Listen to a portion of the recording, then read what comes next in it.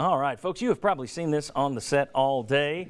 It's breakfast all day starting October 6th. That's this week. Available even after 10:30 a.m. You're going to be able to get biscuits, hotcakes, platters, sausage. There you see it, all the sausage burritos.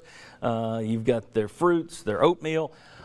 It will be breakfast all day at Knoxville McDonald's. That starts October 6th. They sent us all this nice stuff, and I don't know if we can get a wide shot here. They also sent, as a promotion, one of those sleep masks. It's a blindfold. I'm going to send the blindfold and a cigarette over to Butch Jones. The firing squad. Come on. Somebody really got it. All right. I got it. All right. Quick slants. I know what you want to talk about, Bob Hodgson. I'm going to start with a graphic. Let's go ahead and put the runner or passer numbers up.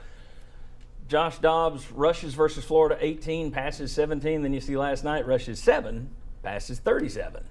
Your quick slant, Bob Hodge. My quick slant is why did Josh Dobbs be removed from the running game like he did? I mean, so far he's ran better than he's thrown in just about every game.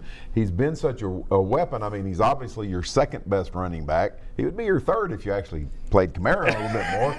But why was that removed from the game? And talking to some people, they said that just wasn't a big part of the game plan. So my question is, who sat around last week and said, let's take those rushing yards out and just leave them out there? So that is mine is not a quick slant as much as it is a question for somebody else who can answer. I wonder if he could be, if there's some injury we don't know about. I wonder if, he has had several fumbles that they fell on or that they've been ruled down. Could they have been worried about a wet ball game? Of course, it wasn't too bad there during the game. I'm with you. It's like, why wasn't he running the football? All right, Will Overstreet, your quick slant. Yeah, my quick slant goes to some of that as well with the quarterback of what you're doing. This game is less runs. I'll try to open up the passing game, but the question is, in last week against Florida, you're rushing the ball all over the place, but how many play-action passes did you run? And in this week, I think you had about 5 play-action passes, but I mean, this is why this offense to me doesn't make sense right now. It's disjointed.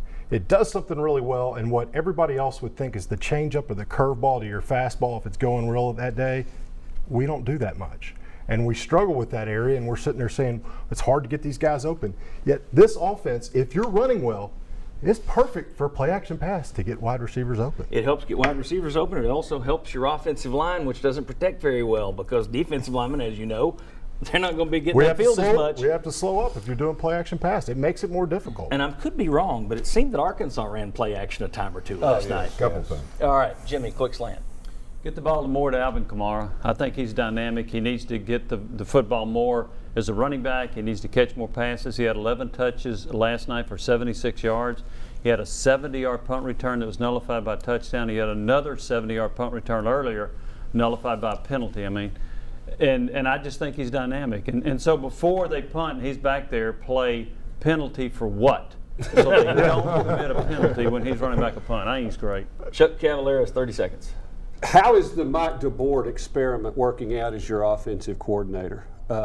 You're 2 and 3. You're almost like Vanderbilt. Memphis may be the best college football team in the state. It's time for Butch Jones to become more involved in the play calling and then quit saying how it's catastrophic to settle for field goals once you get to the red zone. I wonder if Butch Jones isn't already too involved. We don't know. Yeah. We don't know. I mean, I see what you're saying. Maybe it's time for him to get more involved. For all we know, DeBoard's running what Butch Jones tells him to run. That was the idea, was trying to be more consistent. I'll say this, though. He's feeding into the stereotype. The run game is better. The passing game not as good. Kind of like what you'd think of a Michigan offense. Is that time for one more quick one? No. Okay.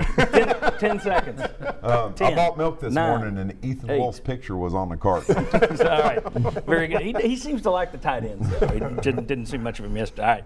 Can Tennessee recover in time for the Georgia game next week? How bad is it for Tennessee that Georgia lost yesterday and they're going to come in angry? We'll talk about all that. Come on back on the Sports Source.